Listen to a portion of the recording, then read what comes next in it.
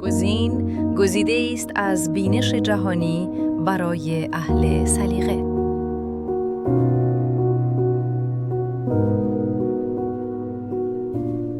به دیپ دایو خوش آمدید. تصور کنید امروز صبح از خواب بیدار میشید و این تیتر اول تمام خبرگزاری‌های جهانه. نیروهای ویژه آمریکا رئیس جمهور ونزوئلا رو در کاراکاس دستگیر کردند. یک اتفاق واقعاً تکان دهنده، بیشتر شبیه فیلم‌های هالیوودی تا خبر واقعی. دقیقاً. امروز قراره با هم شیرجه بزنیم توی جزئیات این ماجرا و ببینیم پشت پرده چه خبره. منبع ما مقاله‌ای است به عنوان دکترین دونورو و نفت ونزوئلا که سعی میکنه این رویداد ژئوپلیتیک تقریباً انفجاری رو کالب و چکافی کنه. پس با ما همراه باشید تا بفهمیم آمریکا چطور نیکولاس مادورو رو دستگیر کرد، این دکترین دونورو که ترامپ ازش حرف میزنه دقیقاً یعنی چی و چه آینده‌ای در انتظار ونزوئلاست.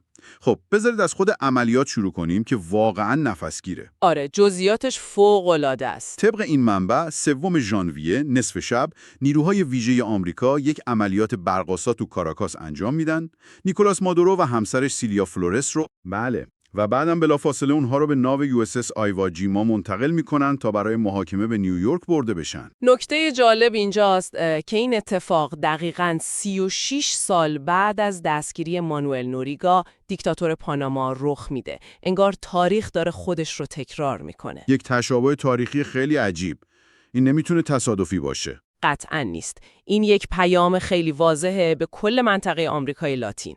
اما مهمتر از خود عملیات چیزیه که بعدش اتفاق افتاد، یعنی سخنرانی دونالد ترامپ و اعلام رسمی دکترین دونورو. دقیقاً اینجاست که ماجرا از یک عملیات دستگیری صرف به یک تغییر پارادایم در سیاست خارجی آمریکا تبدیل میشه. کاملا درسته. پس بیایم همین دکترین دونورو رو که خود ترامپ این اسم رو روش گذاشته بازش کنیم. این دکترین دقیقاً چیه؟ ببین، این خیلی فراتر از یک اسم جدیده. یعنی فقط یه اسم جدید برای سیاست‌های قدیمی نیست؟ اصلاً. منبع توضیح میده که این دکترین یک بازتفسیر کاملاً رادیکال از دکترین مونرو قرن 19 دکترین مونرو که شعارش آمریکا برای آمریکایی‌ها بود. بله، و هدفش این بود که قدرت‌های اروپایی رو از نیمکره غربی دور نگه داره. یعنی یک سیاست بازدارنده بود. اما دکترین دونورو یک گام خیلی بزرگتر به جلو برمی‌داره. چطور؟ دیگه بحث دور نگه داشتن بقیه نیست، بلکه بحث اداره مستقیم ونزوئلاست توسط آمریکاست. صبر کن ببینم. اداره مستقیم؟ این کلمه خیلی سنگینه. یعنی چی؟ یعنی دیگه صحبت از نفوذ سیاسی یا حمایت از اپوزیسیون نیست. یعنی آمریکا میخواد خودش مدیریت امور ونزوئلا رو به دست بگیره؟ دقیقاً. کلمه‌ای که استفاده شده همینه، استیواردشیپ. این یک جهش از سیاست نفوذ غیر مستقیم به کنترل مستقیم اقتصادی و سیاسیه. عجب. منبع به یک نقل قول کلیدی از خود ترامپ اشاره میکنه که همه چیز رو روشن میکنه. او میگه شرکت‌های آمریکایی قرار ثروت عظیمی رو به نام مردم آمریکا و ونزوئلا استخراج کنن. و بعدشون جمله معروفش رو میگه. بله، سلطه آمریکا در نیمکره غربی دیگر هرگز زیر سوال نخواهد رفت. امکان ندارد. این دیگه تعارف دیپلماتیک نیست، یک بیانیه صریح و بی‌پرده است. و اینطور که منبع میگه این یک تصمیم یهویی هم نبوده. یعنی زمین سازیاش از قبل انجام شده بود. درسته؟ کاملا.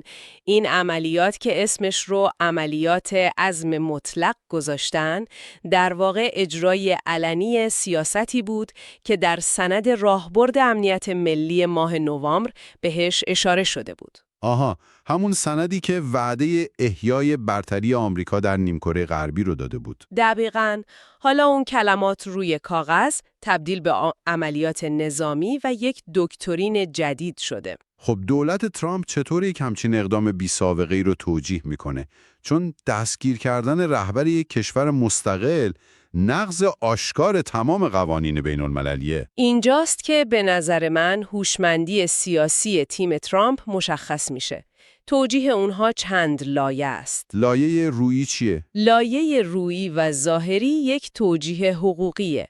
اونها مادورو رو نه به عنوان یک رئیس جمهور بلکه به عنوان یک فراری تحت تعقیب به اتهام قاچاق مواد مخدر معرفی میکنن. و اون جایزه 15 میلیون دلاری هم که قبلا براش تعیین شده بود، این تصویر رو تقویت میکنه. دقیقاً. پس این یه جورایی یه ترفند حقوقی هم هست. یعنی یک عملیات نظامی پیچیده رو در حد یک عملیات پلیسی برای دستگیری یک مجرم تقلیل میدن. بله، این ترفند بهشون کمک میکنه که از نظر قانونی در داخل آمریکا کارشون رو راحت‌تر جلو ببرن. یعنی از درگیر شدن با کنگره سر قانون اختیارات جنگ فرار میکنن. دقیقاً، چون اگه این کار رو یک اقدام جنگی اعلام میکردن به مجوز کنگره نیاز داشتن. اما وقتی میگن این یک عملیات اجرای قانون بوده، میتونن اون محدودیت‌ها رو دور بزنن. و این جمهوری خواهانی که نگران قدرت رئیس جمهور هستن رو هم آروم میکنه. درسته، اما همونطور که منبع اشاره میکنه، این فقط یک پوشش برای دلایل عمیق‌تر و واقعی‌تره. یعنی ژئوپلیتیک و اقتصاد. دقیقاً. یک اقدام به این بزرگی قطعاً نمیتونه بدون واکنش جهانی باقی بمونه.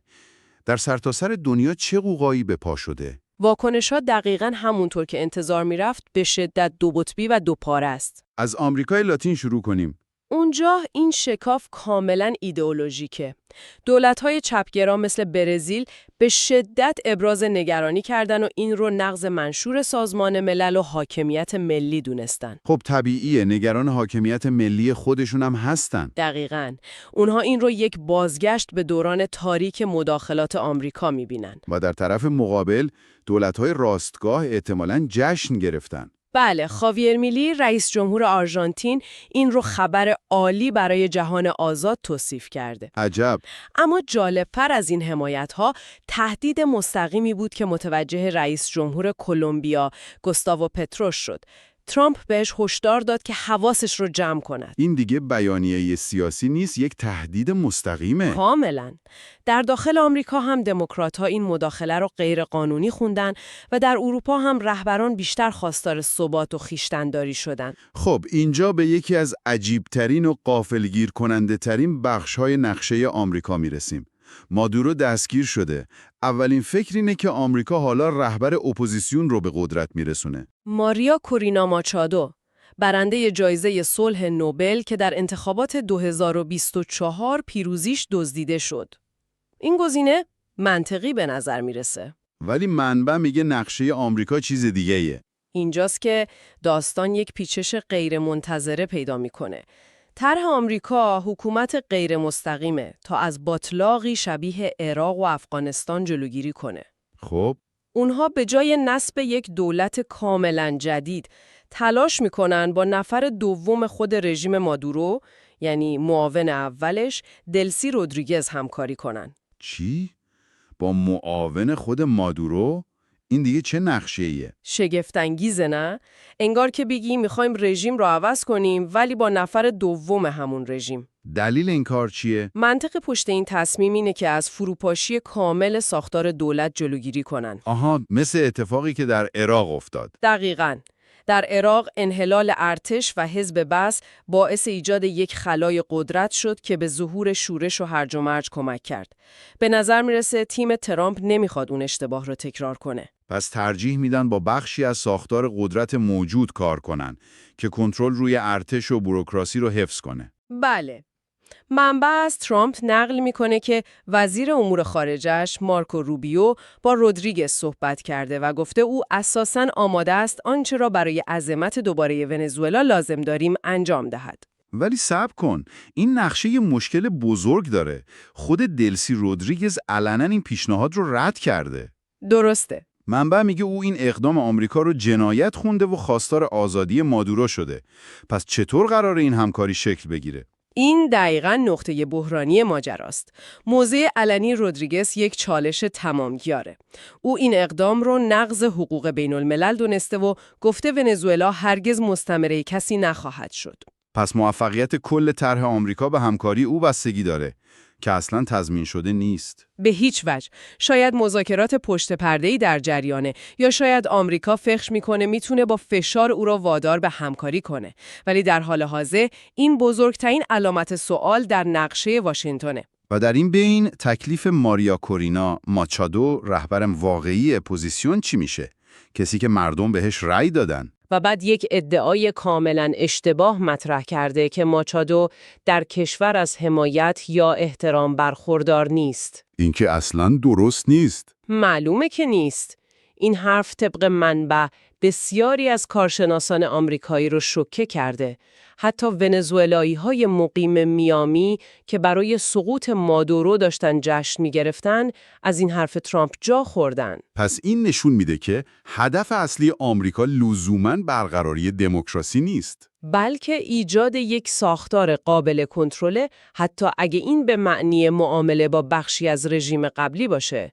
اولویت، ثبات و کنترل بر منابع نفته، نه لزوماً تحقق اراده دموکراتیک مردم ونزوئلا. خب این همه پیچیدگی برای چیه؟ بیایم به تصویر بزرگتر نگاه کنیم. منبع به طرح کلان مارکو روبیو، وزیر امور خارجه، اشاره میکنه.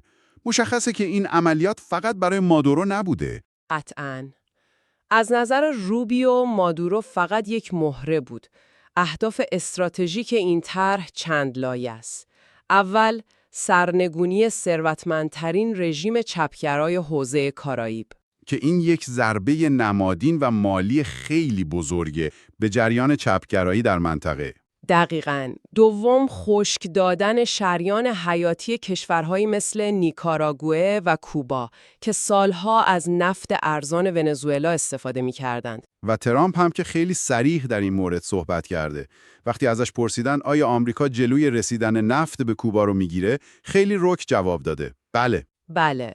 و سومین و شاید مهمترین هدف، یک هدف ژئوپلیتیک کلاسیکه: بیرون راندن چین و روسیه از منطقه. که در سالهای اخیر نفوذشون رو در ونزوئلا خیلی گسترش دادن. بله.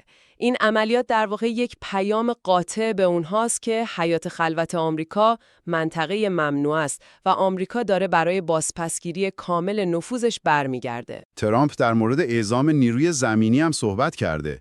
این با شعارهای قبلیش در مورد پایان دادن به جنگ‌های بی پایان خیلی در تضاده. درسته. او حرف دو پهلویی زده. گفته اگر لازم باشد از حضور زمینی نمی ترسیم. اما بلافاصله اضافه کرده که این حضور احتمالاً به تأمین امنیت صنعت نفت محدود میشه. یک رویکرد هدفمند. بله، او برنامه داره که بزرگترین شرکت‌های نفتی جهان رو به ونزوئلا بیاره تا میلیاردها دلار سرمایه‌گذاری کنن و طبیعتاً این سرمایه‌ها به امنیت نیاز دارن. و هیچ محدود زمانی هم برای این اداره ونزوئلا تعیین نکرده. نه، فقط گفته علاقه‌منده که انتخابات به سرعت برگزار بشه. این یک عقبگرد بزرگ از سیاست انزواگرایانه قبلی اوست. و بزرگترین ریسک این طرح چیه؟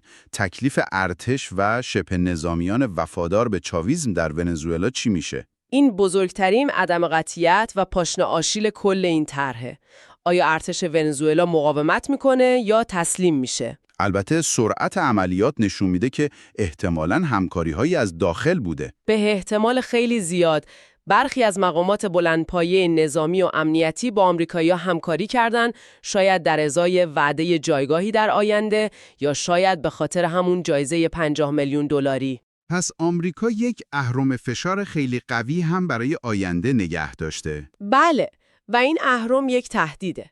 ترامپ خیلی واضح گفته تمام شخصیت‌های سیاسی و نظامی ونزوئلا باید بفهمند آنچه بر سر مادورو آمد میتواند و خواهد آمد اگر به مردم خود عادل نباشند. این در واقع یک شمشیر داموکلسه که بالای سر هر جانشین احتمالی از جمله خود دلسی رودریگز نگه داشته شده. دقیقاً.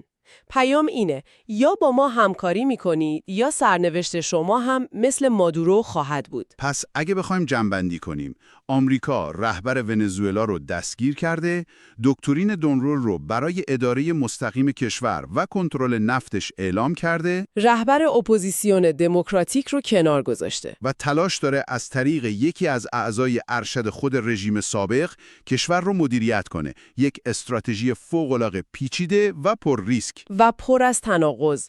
تناقض اصلی در این ادعای ترامپه که میگه مردم دوباره آزاد شدن، در حالی که طرحش چیز دیگه‌ای رو نشون میده. بله. وقتی به جزئیات نگاه می‌کنیم به نظر میرسه برنامه اینه که اداره روزمره کشور در دست یکی از چویست‌های ارشد باقی بمونه و ثروت کشور تحت کنترل شرکت‌های آمریکایی قرار بگیره. این تعریف خیلی متفاوتی از آزادی است. و این ما رو با یک فکر نهایی و قابل تأمل تنها میگذاره. این منبع جزئیات طرحی رو شرح میده که هوشمندانه برای جلوگیری از یک اشغال مستقیم و پرهزینه مثل عراق طراحی شده. یعنی کنترل از راه دور از طریق یک شریک محلی. اما آیا واقعاً میشه ثروت نفتی عظیم یک کشور رو کنترل کرد و سیاست‌هاش رو از دور دیکته کرد بدون اینکه در نهایت پات به همون درگیری و باطلاقی کشیده بشه که از اول می‌خواستی ازش فرار کنی؟ سوال مهمیه. چه اتفاقی میفته اگه اون شریک محلی انتخاب شده، یعنی دلسی رودریگز، در نهایت از همکاری سرباز بزنه؟